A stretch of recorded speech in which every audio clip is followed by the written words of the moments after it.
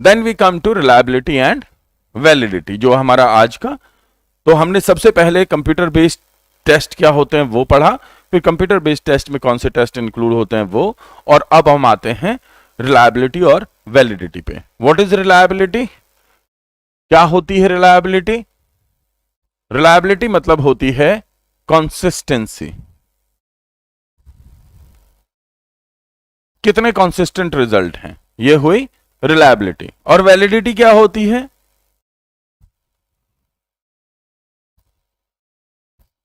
Fulfilment of purpose, जिस चीज के लिए टेस्ट किया गया है क्या टेस्ट वही चीज देख रहा है?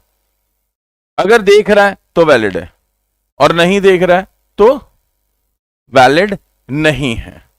राइट? फॉर एग्जाम्पल, मैं अगर ये देखना चाहता हूं कि इसके सोचने का प्रोसेस क्या है, इसके सोचने का प्रोसेस क्या है, तो मुझे क्वेश्चन कैसा देना चाहिए? जो उसकी रीजनिंग एबिलिटी का हो। किसका हो? रीजनिंग एबिलिटी का। पर अगर मैं यहां पे क्वेश्चन डाल देता हूं कंटेंट बेस्ड, अगर मैं क्वेश्चन, जब हम कहते हैं कि ये पेपर वैलिड नहीं है,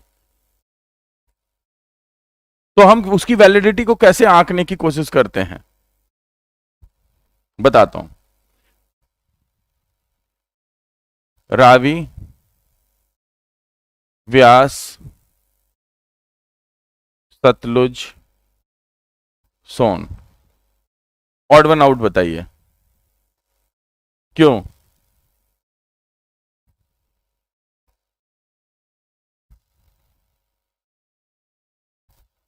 ऑड वन आउट बताइए इसमें।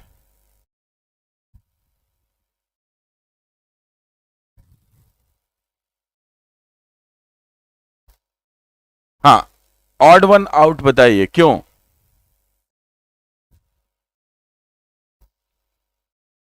वाई सोन?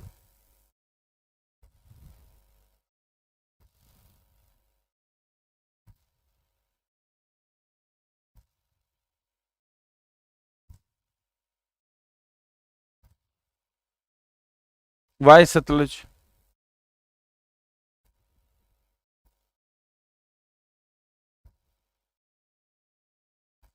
रावी सतलज पंजाब से बिलोंग करती हैं।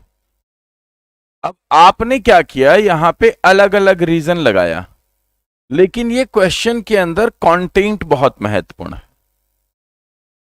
ये क्वेश्चन क्या हो गया? कंटेंट बेस्ड हो गया। अब जो मैंने बनाया क्वेश्चन, मैंने किस लिए बनाया? मैंने इसलिए बनाया कि ये सारी जो 3 नदियां ये सप्त सैंधव नदियों में आती हैं और ये नहीं आती। सप्त सैंधव यानी कि जो सिंधु और उसकी जो 6 सहायक नदियां थी उसमें शामिल होती हैं, ये नहीं होती। आपने जो रीजन दिया वो ये कि ये पंजाब से बिलोंग करती हैं, ये पंजाब से बिलोंग नहीं करती। किसी और ने दिया कि सोन जो है वो गंगा की सहायक नदी है और ये सब किसी और की हैं, किसी और की हैं। किसी ने रीजन दिया कि सोन के नाम से 2 नदियां हैं और बाकी सब एक एक नदियां हैं। किसी ने रीजन दिया सोन एक यमुना की भी सहायक नदी है और यहां पे ये सब यमुना की किसी सहायक नदी की सहायक नदी नहीं है बल्कि मुख्य नदी की नदियां हैं। इसका मतलब क्या हुआ? मुझे चेक क्या करना था और वो मैं चेक नहीं कर पाया क्योंकि सोच तो अलग अलग लग रही है आपकी, due to a different content. इस मींस जिस पेपर के अंदर अगर वो पेपर अगर रीजनिंग का है और उसमें ये क्वेश्चन दे दिया तो ये कैसा क्वेश्चन है? इनवैलिड क्वेश्चन है। कैसा है? इनवैलिड क्वेश्चन है। फिर दूसरी बात, इस क्वेश्चन से फेवर हो जाएगा। किसको फेवर हो जाएगा? जो लोग पंजाब, हिमाचल, उत्तराखंड, उत्तर प्रदेश या बिहार में रहते हैं, क्योंकि ये उनकी तो घरेलू नदी हो गई। और जो दक्षिण भारत में रहते हैं उनके लिए ये एडवांस्ड लेवल क्वेश्चन हो जाएगा थिंकिंग का। तो अभी आप समझ रहे होंगे ये क्वेश्चन वैलिड नहीं है क्योंकि ये डिफरेंट एबिलिटी लेवल को जज कर रहा है एक ही क्वेश्चन के अंदर, तो ये वैलिड नहीं है।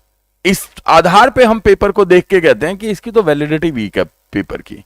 यानी ये क्वेश्चन यहां पे नहीं होना चाहिए, क्योंकि different students will answer it differently. भाई आपने अगर कंटेंट का एक प्रश्न है और उसके अंदर अगर आपने एक उड़ीसा के लोक नृत्य को पूछ लिया, तो आपने उड़ीसा के लोगों के लिए तो अनड्यू फेवर कर दिया। आपने उस क्वेश्चन में उड़ीसा के लोक नृत्य को पूछा तो उड़ीसा के लोगों के लिए अनड्यू फेवर कर दिया, तो वहां पे तो वो होना ही नहीं चाहिए। फिर क्वेश्चन कैसा होना चाहिए?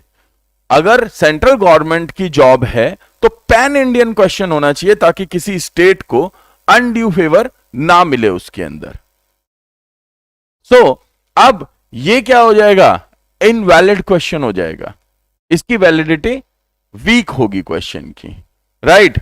और आप रिलायबिलिटी को क्या कहते हैं? हर बार रिजल्ट वैसे ही आए, कंसिस्टेंसी।